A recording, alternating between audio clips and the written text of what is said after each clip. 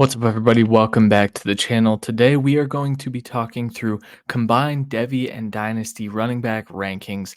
This is a thing that we do over at the Devy Royale Patreon, and so we wanted to share some of our rankings with you guys here. So we're going to go through our top 36. We're going to talk about some of these player values and where they can you can accrue value as far as 2025 picks go, maybe 2026 picks. I did a quarterback video a couple of weeks ago now, and it's really tough for quarterbacks to break into this top 36, but with running backs, it's a little bit different. So let's just kick it off with our 36 through 25. 36, Devin Neal from Kansas. 35, Zach Charbonnet from the Seahawks. 34, Caleb Jackson from LSU. 33 is Jalen Warren. 32, Zamir White. 31, Brian Robinson. 30, Aaron Jones. 29, Jaden Ott from California. 28, Joe Mixon. 27, Derrick Henry. 26, Najee Harris. And 25, Javonte Williams. I'm not going to talk about all of these guys, but I do want to mention especially the college kids. So Caleb Jackson, he's a 2026 guy. He's expected to take on a much larger role this year for LSU. Devin Neal, up at 36, might be a value. When you look at the 2025 running back class, it's loaded right now. Honestly, I think these are our consensus rankings. I think there's a chance that there are plenty more 2025 guys that make it into our top 36 as we approach, rookie season, when we get down to December, January, when we're prepping for rookies. I think a lot of these guys will push up because this is a loaded class. We'll talk more about more guys there. 29, Jaden Ott. This is a kid that's been underrated in Devy formats across, for a long time in Devy leagues. But to me, this is a kid that's getting day two capital. He's got the speed. He's a lot more than just speed, though. When you see a kid that's out of California, it's tough to imagine that being an NFL player. But when you toss on the film, he is legitimately getting a lot of NFL draft buzz, and he's a young player. I think that's one thing with the 2025 class that we're going to see. There are a lot of young kids. It's interesting, though, when you kind of clump this group together, it's a lot of the young kids in college still, and some of the aging veterans. So Joe Mixon, Aaron Jones, Derrick Henry, Brian Robinson, and Najee Harris is kind of the joke of those guys being the old guys. But this is a group full of a mixture of youth is infusing this. I think those veterans are going to continue to move down our consensus rankings, while these college kids are going to continue to move up. One kind of outlier, there's some buzz that Javonte Williams isn't looking great for the Broncos, or that there might be a change of the guard for Javonte in Denver. And I think this might be a little bit high, just considering all of that news. But when you look at what Javonte was before injury, maybe he comes back and looks more like his pre-injury self, because I think he's going to need to do that in order to keep this value. Let's get into our 24 through 13. 24 is Tajay Spears, 23 Trey Benson, 22 Rashad White, 21 David Montgomery, 20 Alvin Kamara, 19 CJ Baxter from Texas. This is the 2026 RB1 per the Devy Royale. At least I think you can debate some other guys, but we love CJ Baxter here at the Devy Royale. 18 is Jonathan Brooks, 17 is DeAndre Swift, 16 is Isaiah Pacheco, 15 Nicholas Singleton from Penn State, 14 James Cook, and 13 Ken Walker. Once again, this is a group of young rookies and a lot of guys with upside. I think Alvin Kamara is kind of holding on to that top 24 ranking compared to some of those other aging veterans because of his receiving profile, and because I think that there's still a lot of burst there. I think had Aaron Jones not experienced injuries in the 2023 season, people would view him closer to this Kamara area of rankings and things like that. But Kamara's holding on inside the top 20. Tajay Spears is one of those where I think a big year from him, and maybe he supplants Tony Pollard pretty quickly. A big year from him could push him towards the top 12. Still a young back with a lot of upside. I think we're tentatively ranking these rookies and Trey Benson and Jonathan Brooks where we need to see it first, but these guys could push for top 12 spots as well. And then the college kid, the two college kids, CJ Baxter, just a fantastic film last year for Texas. I think there's still room to grow. I think he's going to be the leader in that backfield, but they do have a flurry of running backs at Texas, so the production might not ever match. He's no Bijan Robinson. I would not compare him to him, despite the helmet, but I do think CJ Baxter has a long NFL career ahead of him.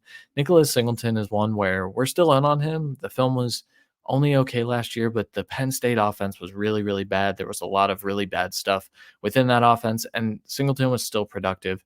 To me, this is a kid you're betting on the traits, you're betting on the tools. He's a former 5-star kid, just like CJ Baxter. And so we're still betting that he's going to be a top 75 draft pick in the 2025 class, and hoping that he gets that draft capital, he goes to a good spot. He can be a workhorse. I think he's got that profile. And then some of the veterans, I think James Cook might be undervalued here based on, where I'm projecting him this year. I think DeAndre Swift might be a little bit overvalued, if only because there are so many targets that need to go to the wide receivers in Chicago. So I'm curious to see how these ones move around, but this is kind of where we're landing right now. And let's get into our top 12. So 12, Josh Jacobs; 11, Quinshawn Judkins from Ohio State; 10, Saquon Barkley, Philadelphia Eagles. That sounds weird still. 9, Trevion Henderson, also from Ohio State; 8, Travis Etienne; 7, Kyron Williams; 6, Devon Achan; 5, Jameer Gibbs; 4, Jonathan Taylor; 3, Christian McCaffrey; 2, Brees Hall; and 1, Bijan Robinson. So we had a lot of college kids in those like 36 to 13. Not too many here. We've got the 2 Ohio State running backs. It will be very interesting to see how that plays out for those 2 at Ohio State. I think there's a very solid chance that they both get a huge workload when you look at their quarterback situation. Will Howard looks like an upgrade from Kyle McCord last year, but Quinshawn Judkins is certainly an upgrade from Mayan Williams and the backups that they had rolling last year. Travion Henderson, though, a lot of people are sleeping on him still. I just think when you look at his 2022, it was pretty injury ridden. His 2023, he looked a lot healthier. I think the tackle breaking ability came back. I think there was some really, really good film from Travion Henderson. I think he's my favorite to go RB1. I know the industry doesn't see it that way. There are still a lot of detractors and people who think he's just a change of pace back. But I think that he can carry a full workload. I think his receiving skill set lends itself to that. Another guy, I think Travis Etienne is going to benefit from Tank Bigsby being a little bit better this year. When we look at what Travis Etienne has done down the stretch, he tends to fall off later in the year, and I think that's just due to heavier workloads. I think if you can get a more production out of Bigsby, or Dearness Johnson takes on a larger role, I think Etienne's going to be a better weapon for you. He's going to be more efficient on the ground. He's going to be able to kind of carry his legs into what they hope to be a playoff run. So I think that's a decent spot for Etienne. Barkley's in that weird territory where it could be good and it could be really bad with the Eagles. With the tush push, I think there will be less opportunities for touchdowns, but not less than what he was getting in New York. So I'm curious to see how that one plays out. We're obviously pretty high on him. Kyron Williams up at 7. Blake Corum doesn't scare us too much here at the Devy Royale. So I think when you look across leagues and where he's being valued, it's somewhere in this range. But he's one of those targets where I think you can get him at a little bit of a discount because of the Rams' actions in the draft and adding Corum. But to me, I still think that he's going to be the go-to guy this year. Devon Achan is an interesting one because on a points per game basis, he was one of the best running backs in football last year. In this Miami offense that has a super creative style, a super creative way to get him the ball, he's a great target. On the flip side of things, they just traded up in the 4th round to go get a guy that they desperately liked that has a very similar skill set. I do think that that's just going to be kind of a compliment to what Achan can give them. I think it's looking past Raheem Mostert being there, past Jeff Wilson being there, but I think we could see his production suffer a little bit. When you look at what he and Mostert did, I do think that they can hold 2 running backs, but I don't know if that's sustainable long term. So Achan's one of those where he's kind of ranking here, he's valued here, but there's a chance that we could get more like RB14 finishes and things like that. So I'm a little bit skeptical about that ranking. I was a little shocked that Jameer Gibbs landed at 5 in our consensus rankings because I believe Kevin has him as his RB1 over Bijan Robinson. So he does move down a little bit, but Gibbs to me is going to take this next step. It seems like they're going to be utilizing him as a slot receiver a little bit more. They're going to be actively trying to get him the ball because he is one of their best weapons. I think this Lions offense, for as long as Ben Johnson is there, is in really good shape. I think Gibbs is going to have plenty of touchdown opportunities. And I just think they're going to be more willing to ride him a little bit longer and a little bit more as David Montgomery ages, but also as Jahmyr Gibbs gets more comfortable handling that workload in the NFL. Jonathan Taylor, another interesting one, kind of similar to Saquon Barkley, where I think Anthony Richardson might steal a little bit of the rushing touchdown production. But I also think that when you look at what Jonathan Taylor was able to do on the back half without Anthony Richardson in this Shane Steichen offense, you can see a path where Jonathan Taylor finishes as the RB1 or 2 overall plenty of times over the length of his new deal that he got last year. So he's one of those where I think this is about where everyone's valuing him. I don't think there's much value to be had in acquiring him. But if I'm a contender and I'm just one running back away and I have a little bit of wide receiver depth to give away, I'm very willing to go out and target Jonathan Taylor, despite some of those concerns about Anthony Richardson siphoning off some of those touchdowns. Christian McCaffrey is probably a little bit low compared to where the industry ranks him, but he just got his extension, but he's getting older, and we know the wheels are going to fall off eventually. Maybe it's not on this contract, and maybe he continues this insane level of production. But I don't necessarily think that that's going to happen. I kind of think that the wheels are going to fall off a little bit earlier. He was injury ridden earlier in his career. And so maybe that gave him a little extra life actually, because he doesn't have as much mileage as a back his age might always have, or might usually have, I guess. Being in the San Francisco offense, I think gives him a ton of upside as well.